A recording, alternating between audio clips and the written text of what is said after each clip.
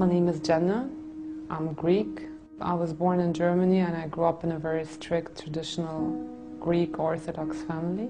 We grew up almost as other Muslim families would raise their children. Our families wanted to guarantee that we would be brought up in a Christian way, in the Orthodox way. We always went for vacation all together, and we never split up for vacation. So family vacations were always very nice, and especially our very first vacation in the UAE about 13 years ago.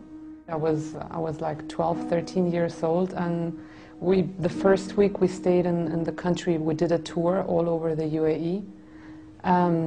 And it was on a Friday when we were on the way to a souk. Suddenly the adhan came on for the dhuhr time, for the prayer time. And everything stopped. People stopped their cars, took their prayer rugs and just go out and pray on the streets.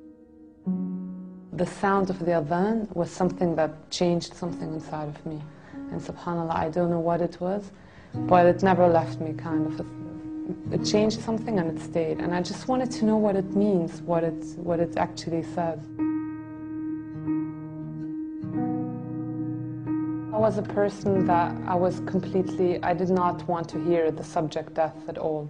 I didn't want to hear about death. I used to leave conversations when it comes to death, and I never attended funerals. My uncle died in front of my eyes, taking his last breath, and that was the thing that changed a lot inside of me. I just started feeling that this life isn't exactly what I thought it is, and we're investing too much time and energy on things that could be gone in a second time. And because after the death of my uncle, I faced a time where I used to wake up 3 times in the night going to check if my father is breathing, if my mom is still breathing. Constant fear of death because you think that this is the end. That made me strongly start researching again about Islam.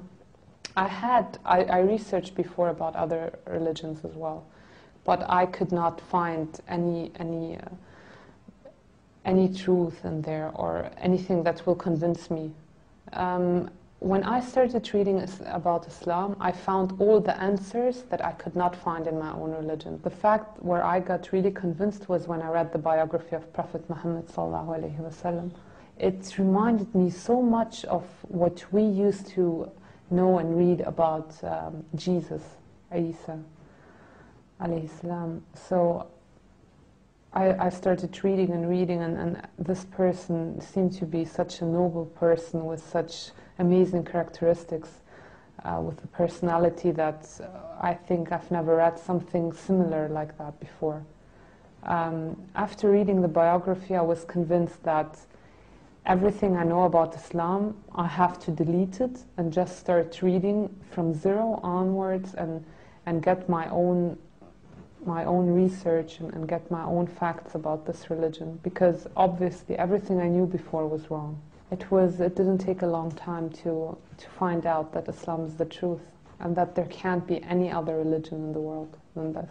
Although I got convinced about Islam, I was scared to say the Shahada. I was like, yeah, it's the right thing. I might, take this logic and this way of life inside of me, but I won't ever be able to accept Islam because of my parents and my family. I knew that they will never accept it, and that if they would ever get to know something like that, my life would change dramatically. So I met a girl in Germany. She's from Egypt. Her name is Noha. She helped me a lot because I met her right when I started praying to find the truth, to get more courage in what I'm doing. We got to know each other. We talked about Islam. She started explaining everything to me, all the questions that I had, because I was convinced. I knew it's the truth. I knew my religion is wrong, and that I couldn't live like that. After meeting Noha, I think 1 or 1.5 months later, I took my Shahada in Germany, in the student dorms. It was supposed to be just me and her, but somehow Muslim students get to know that someone is going to convert to Islam, so I had about 20 people in the room afterwards. So alhamdulillah, I had many witnesses. Alhamdulillah, I took my Shahada, and I will never forget that day, and I will never forget my first prayer.